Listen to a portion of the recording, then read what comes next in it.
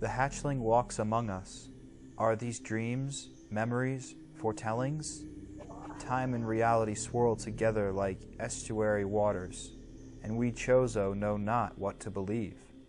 She appears as ghost-like as the Chozo, but at time the mists clear. We see her wounded eyes and remember the child we found so long ago. What has she become, this newborn, clad in Chozo armor, wielding weapons once held in our hands? Does she dream of the Chozo as we once were? Does she long for her parents, lost to the same creatures that even now defile our sacred home? Does she still live? It's that time again, people, for some Metroid Prime action. I'm your Prime purveyor, DeoGenZ, and today we are going to test out this new Varia suit, rather gravity suit equipped over our Varia suit, how silly of me to forget the terms, and see how it really affects underwater travel. Now, if you do recall a couple episodes back, we were traversing a different pathway to emerge where the crashed frigate fell. Yeah, if you forgot, the frigate, that was the thing that we were first appearing on when Samus received that fake distress signal. I want to say it's fake because I felt like it was just a trap for Ridley to kill us. He thought, Samus will pick this up and then get destroyed by the Parasite Queen, or even better, we'll just crash the entire frigate into the planet and forget she ever existed. Just like we can now forget that those flying pirates ever existed. Oh, damn it, there's another one at the other end. Just like we can forget about them if you can get an early sniping in on them. And it's funny because there's really no true sniping in this game, but I refer to it as sniping because you don't even have to be in the room sometimes to take them out. If you've got a clear shot and the door remains open, that's your prime time to take them out. So as you can see, there is still a blue hue. Obviously, we're underwater, that's going to happen. But now, things are so much clearer now. And our jumping is not skewed by the gravity altered underwater. So now it's almost like we're on the overworld surface, but we're underwater. And underwater Samus is sweet because we need this suit in order to explore the rest of that crashed frigate. If we went into it at that time that we saw it originally, I almost fear we would have been trapped. Actually, knowing the way that this game is programmed, I doubt the developers would have left this area block-free to let you in without that suit. You need the gravity suit to get this far, and it is going to gain us a new area to access that it's just simply impossible to get to at this point. There's parts of the Talon overworld that are locked right now with some gates, and this will be our entryway into those gated communities. Not really communities, but oh wait, yes, this is the way. Okay, cool. Man, I have got to change the brightness on this friggin' screen. I say that every episode, but like you don't even understand. Everything is as bright as it could possibly be. Maybe I should change contrast or something. I don't know. It'll be interesting to see how the recording comes out after I do all the editing and stuff like that, but hopefully it's not too dark for you guys. Do comment below if it is, because it's ridiculous on my screen. Ah! The freaking turrets made it out of okay. Damn. I can't believe they didn't die from impact of this massive vessel. I'm surprised that there are so many rooms intact as there is. I'm glad, too, because if these doors didn't work, we'd be kind of screwed. Huh. Okay, so that would explode something in the room. I don't know if that would have taken care of the turrets in one shot. But try that in your own game and let me know how it goes. Come on. I'm ready to... Oh, no power. Okay, so... There's gotta be a switch in somewhere here. How do I get... Huh. Can't break the glass or panels below us, so there's nothing there. You think the developers would have put the power out here? Probably not. I don't see...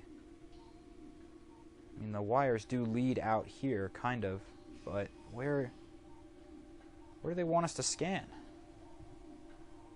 Oh, this is a bit of a pickle, huh?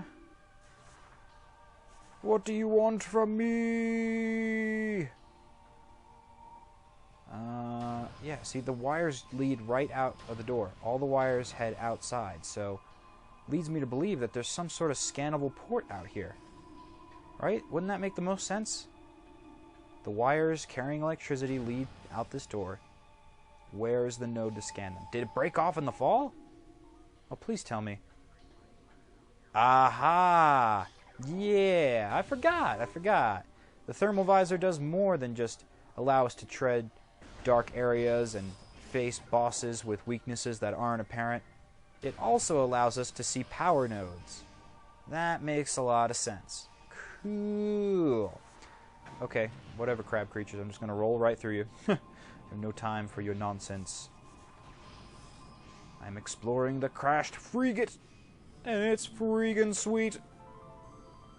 I love this kind of continuity. It's really cool that within the game that you played earlier on, you get to see a structure that you went through as like one of the first levels, and you get to go through it again, fully abandoned, no more space pirate nonsense. Oh, speak of the devils. No more space pirates, yet these freaking things survive. Although they're not too agile underwater. They can manage it, and oh crap, my energy's way, way, way too low. Don't kill me! Whew. Alright, you didn't have any health tanks, did you? Damn it. Yeah, you know, it's really something when you get to see the damages done by the thing that we were exiting. The developers don't just let you believe that the crashed frigate blew up after that core melted down with the Parasite Queen. They actually show it to you and allow you to traverse the areas you've already been to, but in a completely new way.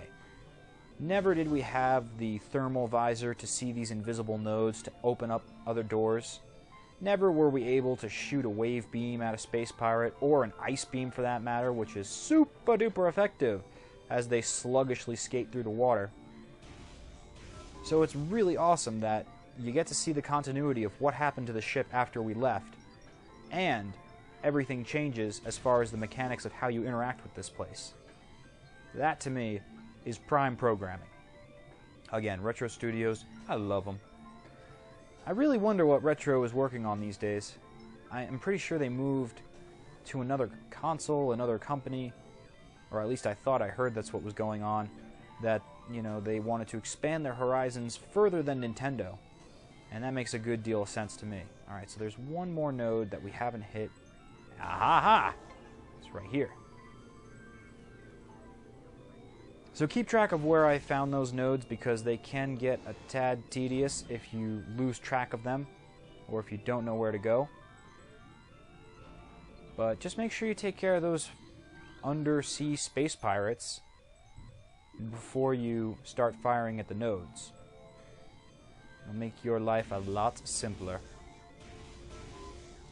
And man, I'm glad that they didn't take too literal a sense of what happens when you launch an electrical weapon underwater.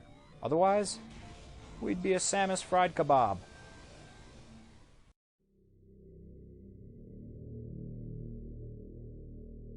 Things bound to earthly shapes are temporal and frail.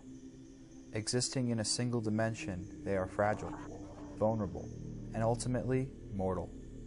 However, not all things obey this law. Shapeless, they wait beyond the realm of perception, emerging only when one arrives who can feel their presence. Such is the will of the Chozo. Our will to defeat the evil seeping into this planet remains forever, desiring only to see the darkness meet its end. Mindless but strong, our will shall never sleep until the entrusted one arrives to cleanse this land.